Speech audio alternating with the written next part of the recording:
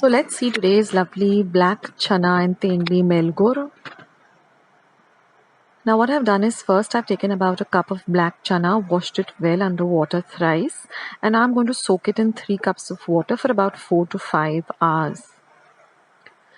Now after 4 to 5 hours, you'll see that it has swollen up a bit or swelled up a bit. Now I'm just going to put it in my pressure pan, and I'm going to cook it in 2 cups of water for 1 whistle on high, and then I'm going to keep it on a simmer for 10 minutes.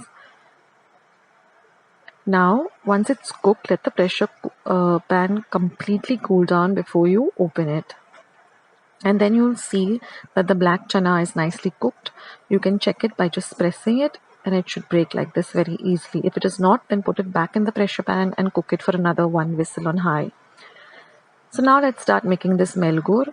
So here I've got 1 tablespoon of oil heating up. To that I'm going to add half a teaspoon of mustard seeds.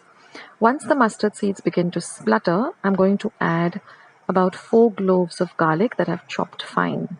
Now I'm going to fry the garlic well till the rawness of the garlic goes away.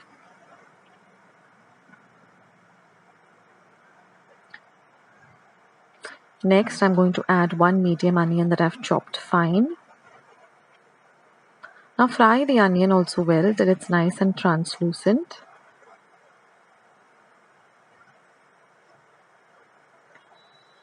Once the onion is done, I've just taken about 8 to 10 tendlis and I've just washed them very well, wiped them dry and cut them lengthwise like this into very thin kind of slivers.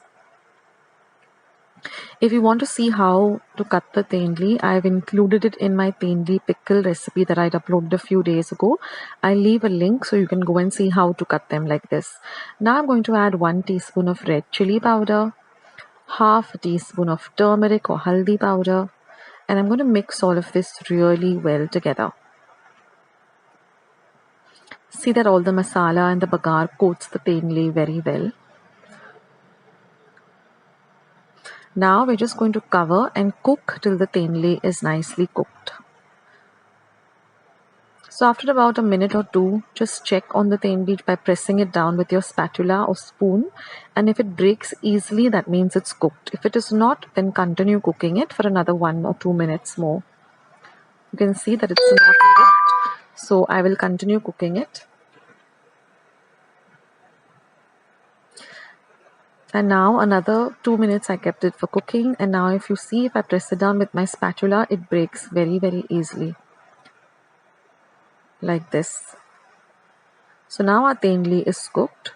So only once the tendli or the tondli, whatever you pronounce it as, once that is cooked, only then we are going to add our cooked black chana. Now mix everything nicely well together.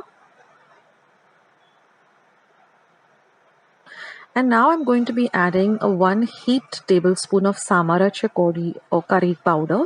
I will leave a link of how I prepared this samarache curry powder. I just uploaded it a few days ago, but I will leave a link in the description box as well as the comment section, so you all can go and check that out. Also, I'll leave a link to all my Goan recipes, Goan desserts, Christmas sweets, Easter eggs, all of them in my description, as well as my comments section down. You can go and check it out. Now I'm just going to add some salt, and I'm going to add about 1 tablespoon of jaggery too. So mix everything really nicely together. Now you can see that there is some water which came along with the chana when we boiled it. Now we want that water to dry up because this is a very dry kind of dish. So what I'm going to do is I'm going to cover it and cook it for about a minute or 3 minutes till all the water dries up. That's very important. It should be dry like this. And now we just have to add 2 more ingredients. One is just about 1 tablespoon of tamarind pulp, that is tamarind soaked in water and the pulp just squeezed out. And I'm going to mix all of this well, and then I'm going to add about 2 tablespoons of grated fresh coconut. Mix all of this really well together. And now just turn off the heat and your melgor is all ready. I hope you like this recipe, and do give it a try, and if you like it, then don't forget to give it a thumbs up and don't forget to subscribe. I'll catch you in my next video. Bye guys.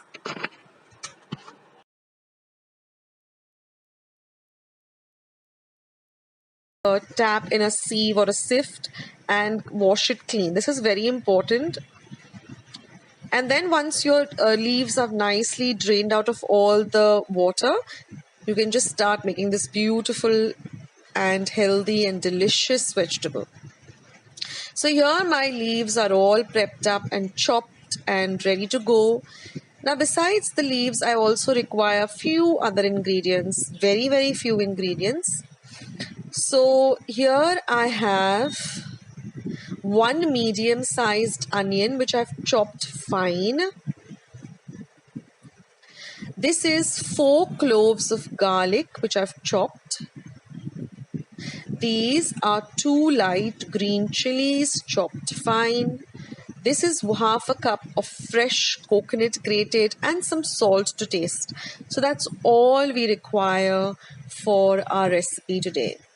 So let's begin.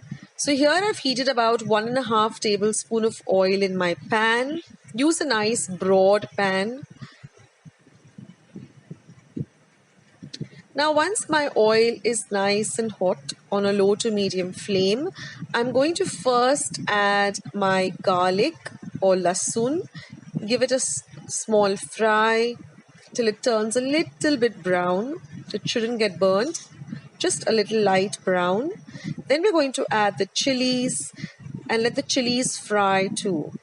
So the oil gets nice and flavored with this green chilies and garlic. Now I'm going to add my onions and we're going to fry the onion till it becomes nice and translucent.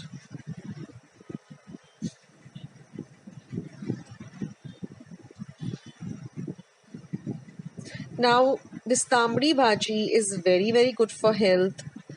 It has a lot of good nutritional value. I will leave the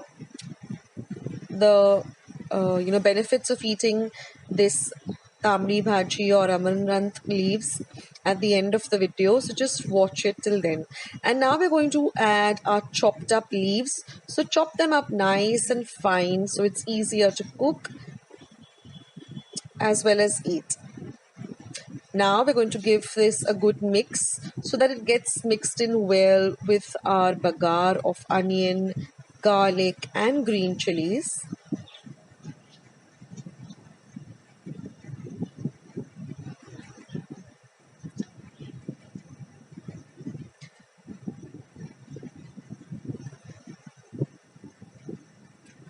So give it a nice stir. Now, like all leafy vegetables, you don't need to add water to this because the leaves will leave out some water.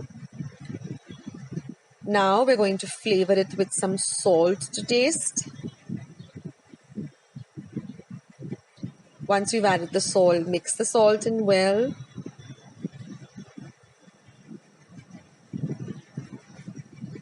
And then we're going to add our freshly grated coconut. If you don't have access to freshly grated coconut, you can also use your frozen coconut, grated coconut. Just mix everything nicely.